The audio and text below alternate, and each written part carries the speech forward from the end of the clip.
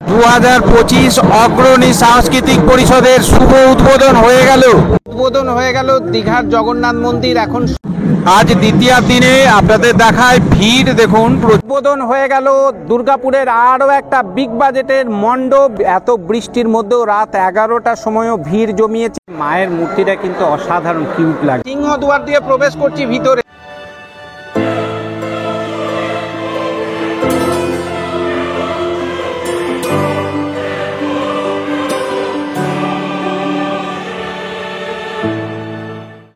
সকলকে শারদীয়ার অনেক অনেক শুভেচ্ছা, ভালোবাসা, অভিনন্দন।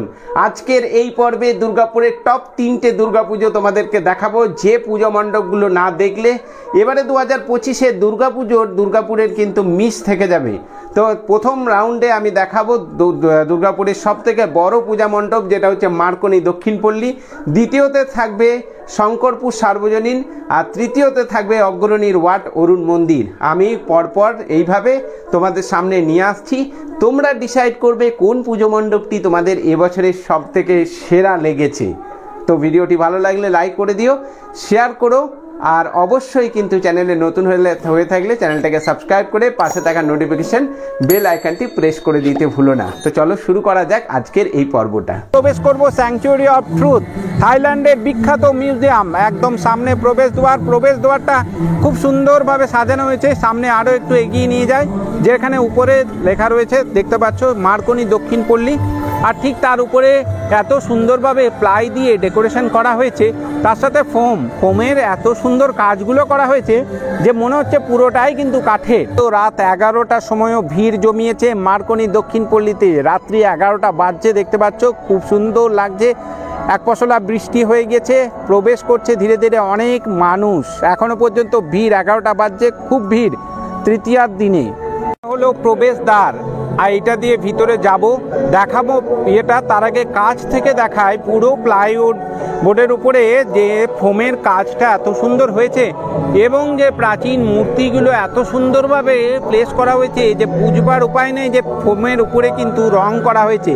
দেখলে মনে হচ্ছে একেবারে রিয়েলিস্টিক যে কাঠের হয় সেই রকম, আর একদম খুব সুন্দর লাগছে। ওভারঅল লাইটিংয়ে এত সুন্দর কাজ হয়েছে। পুরো মণ্ডপটাই কিন্তু আলোকসজ্জার জন্য ফুটে উঠেছে। চারিদিকে এখনও দেখতে পাচ্ছি বাঁশ পড়ে রয়েছে, পুরো কমপ্লিট হয়নি।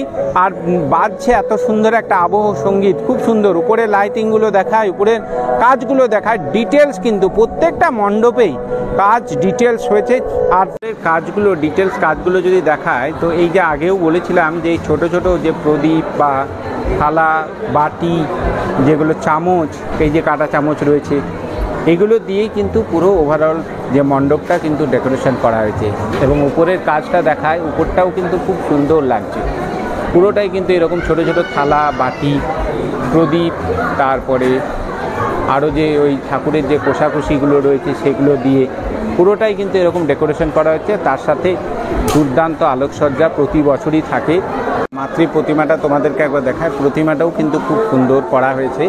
আর যেটা দেখতে পাচ্ছি এত সুন্দর মায়ের চোখগুলো লাগছে, খুব সুন্দর দেখতে লাগছে। তার সাথে লক্ষ্মী, গণেশ, সরস্বতী আর মায়ের যে সন্তান, তারাও খুব সুন্দর লাগছে। এখানে অসুরকে আলাদা রকমভাবে তুলে ধরা হয়েছে।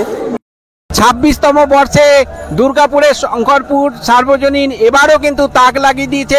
পশ্চিমবঙ্গের সর্বপ্রথম দীঘার জগন্নাথ মন্দির তারাই নিয়ে এলো। প্রতি বছরে এবারে কিন্তু এই জগন্নাথ মন্দির কোনো না কোনো মণ্ডপ বানাবেই। তবে পশ্চিমবঙ্গে এই প্রথমবার শঙ্করপুরই নিয়ে এলো এবং নিয়ে এসে দেখিয়ে দিল। আর পারবে কি দুর্গাপুরের ওয়াট অরুণ মন্দির অগ্রণীকে টেক্কা দিতে? তোমরাই কমেন্টে অবশ্যই জানিও, অপেক্ষায় থাকবো। তবে মন্দির মণ্ডপ এবং আলোকসজ্জা, প্রতিমা, সব কিছুতেই দুর্দান্ত চমক এবারে নিয়ে এসছে। এত সুন্দর লাগছে, ভাবতে পারিনি। এখানে না আসলে বুঝতে পারবে না। তো তোমরা যারা দূর থেকে দেখছো তারা অবশ্যই একবার শঙ্করপুর চলে এসো। সিটি সেন্টার থেকে 8B বাস পেয়ে যাবে, দুর্গাপুর স্টেশন থেকে 8B বাস পেয়ে যাবে, সরাসরি শঙ্করপুর মোড়ে এসে নামিয়ে দেবে। তো কোনো অসুবিধা হবে না। কিছু জানার থাকলে কমেন্ট করো। এই হলো শঙ্করপুর মোড়, আর ঠিক এই সামনে এখানটাতে রয়েছে দীঘার জগন্নাথ মন্দিরের মেন গেট। এইটা দিয়ে প্রবেশ করা যাবে, এইটা দিয়ে জাস্ট হাঁটা। মেন যে প্রবেশদ্বার রয়েছে দেখতে পাচ্ছি খুব সুন্দরভাবে কিন্তু ডিজাইন করা হয়েছে, আর ফোম কেটে কেটে কিন্তু ডিজাইনটা এত সুন্দর লাগছে। সামনে এখানে জগন্নাথ ধাম 26তম বর্ষে এখানে প্রভু জগন্নাথের মূর্তি দেওয়া দেওয়া রয়েছে, ফটো দেওয়া রয়েছে দেখতে পাচ্ছি। অনবদ্য লুক লাগছে, একদম জাস্ট ফাটাফাটি লাগছে, একদম খুব সুন্দর বানিয়েছে। এটা মনে হচ্ছে একদম অগ্রণী সাংস্কৃতিক পরিষদকে এবছরে ছাপিয়ে যাবে পুরো, এত সুন্দর করেছে। এই দিক দিয়ে প্রবেশদ্বার, চলো ভিতরে যাওয়া যাক। ভিতরে প্রবেশ করছে প্রচুর মানুষ, আজ পঞ্চমীর দিনে এসছে। এই সামনের পোর্শনটা দেখতে পাচ্ছি ফাঁকা রাখা হয়েছে, সামনের পোর্শনটা বিশেষ যে অতিথি বা অনুষ্ঠানের জন্য এখানটায় ফাঁকা রাখা হয়েছে। খুব সুন্দর কিন্তু গাছগুলো দেওয়া হয়েছে।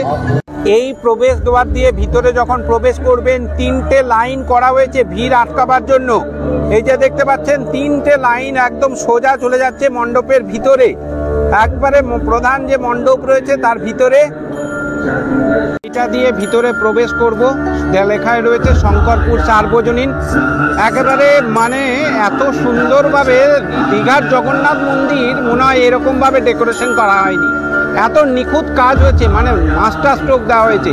ডিটেলস কাজটা দেখায়, একদম গোল্ডেন ফোমগুলোকে এত সুন্দর গোল্ডেন কালার করে, এবং প্রত্যেকটা জায়গায় এত সুন্দরভাবে ডিজাইনটাকে দেওয়া হয়েছে, ডিজাইনগুলোকে করা হয়েছে।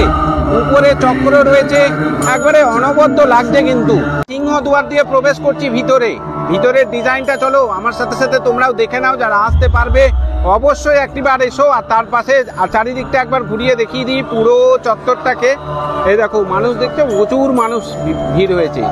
একটু কাজগুলো দেখায়, কাজগুলো কিন্তু খুব সুন্দরভাবে, এই যে দেখুন জগন্নাথের যে মূর্তিগুলো মানে ফোমের মধ্যে যে এত সুন্দরভাবে নকশা করে কাটা হয়েছে, আর ভিতরের আর ইয়েটা দেখায়, মণ্ডপ সজ্জাটা দেখায়, এলিগেন্ট লুক করা হয়েছে, একদম দুর্দান্ত লাগছে। উপরের ঝাড়টাকেও খুব সুন্দর লাগছে, মানে এত সুন্দর লাইটিং এবং ডেকোরেশন। প্রত্যেক বাড়ি কিন্তু একটা অভিনবত্ব থাকে মণ্ডপ সজ্জায় দেখতে পাচ্ছি, আর একদম নিখুঁতভাবে খুব সুন্দর করে কিন্তু কাটা হয়েছে। এগুলো কিন্তু অনেকটা সময় ধরে নিয়ে কাজ করা হয়েছে, এবং কোনো কাজই কিন্তু একদম খুব সুন্দরভাবে যথাযথ ধৈর্যের সাথে যত্ন সহকারে করা হয়েছে। প্রতিমাটা কিন্তু দুর্দান্ত, মুখটা লাগছে, খুব সুন্দর করা হয়েছে, খুব মিষ্টি মুখ। উপরে দেখতে পাচ্ছি জগন্নাথ দেব বলরাম সুভদ্রার একটা রয়েছে, বিগ্রহ রয়েছে, আর এখানে পুজোর জন্য ছোট মাতৃ প্রতিমা রয়েছে দেখতে পাচ্ছি। গৌরবময় 58তম বর্ষে এবারে অগ্রণীর থিম হচ্ছে ব্যাংককের ওয়াট অরুণ মন্দির। আর পুজো 4 দিন তো বটেই, পুরো 7 দিন ধরে চলবে নানা রকমের সাংস্কৃতিক অনুষ্ঠান। বড় চূড়াটা, তার পাশেই ছোট চূড়াটা দেখায়। উপরে ওখানটায় একটা বুদ্ধদেবের মূর্তি রয়েছে, আর ঠিক তার নিচে এইরকম কিন্তু শামুক ও ঝিনুকের একদম কাজটা দেখায়, ডিটেলস কিন্তু কাজটা করা হয়েছে পুরো খুব সুন্দর। আর তার সাথে লাইটিংয়ের একটা আলাদা দুর্দান্ত লুক লাগছে। আর বড় চূড়াটার এই যে পাশে পাশে দেখতে পাচ্ছি গোল্ডেন কালারের এই যে এগুলো দেওয়া হয়েছে, এগুলো কিন্তু খুব সুন্দর লাগছে। আর প্রত্যেকটা চূড়ার একদম উপরের দিকে যেটা দেখতে পাচ্ছি সেটা ফুলের মতো করে করা আছে, এদিকে একটা। আর বড় চূড়ার একদম উপরের দিকে দেখতে পাচ্ছি 3টে রয়েছে, আর এইদিকে আর একটা চূড়া রয়েছে এখানটাতে। আর বুদ্ধদেবের যেহেতু মন্দির, বৌদ্ধ মন্দির যেহেতু, তাই প্রত্যেকটাই কিন্তু এরকম খুব সুন্দর কিন্তু কাজ করা রয়েছে। ডিটেলস কাজগুলো একদম এত সুন্দর অ্যাকুরেট করা হয়েছে, যেটা শামুক ও ঝিনুকের একদম সামনের থেকে দেখাবো, খুব সুন্দর কিন্তু কাজগুলো করা হয়েছে। আর তার উপরে এই গোল্ডেন কালারের যে এগুলো কিন্তু দুর্দান্ত লাগছে। পুরো মণ্ডপটা এত সুন্দরভাবে সাজানো হয়েছে। অগ্রণীর 58তম বর্ষে ব্যাংককের অরুণ মন্দিরের উদ্বোধন শুরু হয়ে গেছে আতশবাজির মাধ্যমে, দেখতে পাচ্ছেন দুর্দান্ত একদম যাকে বলে আলোর ঝলমলে গোটা দুর্গাপুর শহর। এই মুহূর্তে উদ্বোধন হয়ে গেল দুর্গাপুর অগ্রণী ক্লাবের ব্যাংককের ওয়াট অরুণ মন্দির, যার জন্য দর্শনার্থীরা অধীর আগ্রহে অপেক্ষা করেছিল। আজ দ্বিতীয়াতে ভিড় দেখলে বোঝা যায় যে কতটা ভিড় হয়েছে। প্রচুর মানুষ উপস্থিত হয়েছে। প্রবেশ করে গেছে একদম ভিতরের কাজগুলো দেখায় একদম পুরো খুব সুন্দর, কিন্তু এই যে এই কাজগুলো এগুলো কিন্তু খুব নিখুঁতভাবে করা হয়েছে। হ্যাঁ, যেটা দেখলেই বোঝা যাচ্ছে শামুক এবং ঝিনুকের দুর্দান্ত কাজ করা হয়েছে।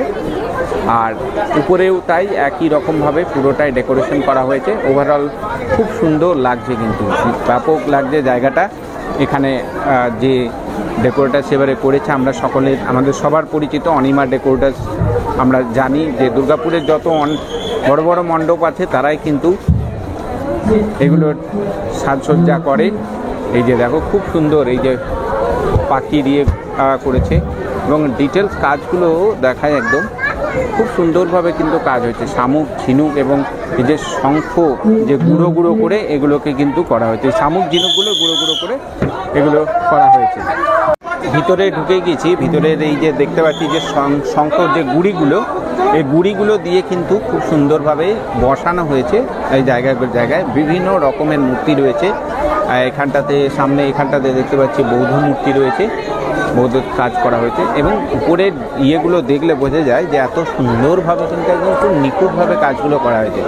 দুর্দান্ত রকমের ডেকোরেশন, আর তার সাথে মানে এত সুন্দর ম্যাচিং করে যে লাইটিং, সেটা কিন্তু একটা আলাদা রকম চমক নিয়ে আসছে অগ্রণী সাংস্কৃতিক পরিষদে। এই দিকের কাজটাও যদি দেখায়, এই দিকেও কিন্তু জায়গায় বৌদ্ধ মূর্তি চিত্রাঙ্কন করা আছে। মাঝে মাঝে একটা ত্রিশূল আর কিছু ডিজাইন রয়েছে। গণেশেরও কিন্তু বেশ কিছু মূর্তি দেখলাম। আর এইখানে রয়েছে মাতৃ প্রতিমা। আরও সামনে থেকে নিয়ে গিয়ে মাতৃ প্রতিমাটা দেখাবো।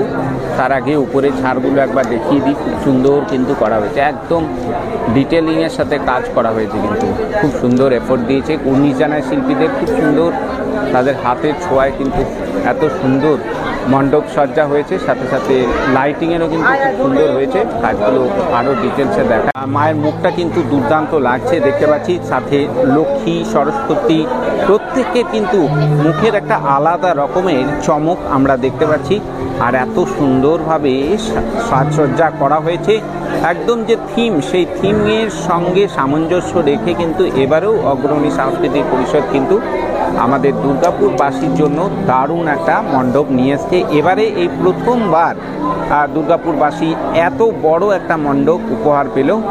আশা করছি আজকের এই পর্বটি তোমাদের বেশ ভালো লেগেছে। ভালো লাগলে ভিডিওটি লাইক করে সবার সাথে ছড়িয়ে দিও, যাতে সবাই বাড়িতে বসে দেখার সুযোগ পায়।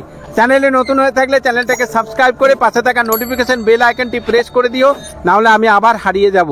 তো চলো ভিডিওটা এখানেই শেষ করলাম। সকলে ভালো থেকো, সুস্থ থেকো আর দেখতে থেকো অদ্রিজ এক্সক্লুসিভ।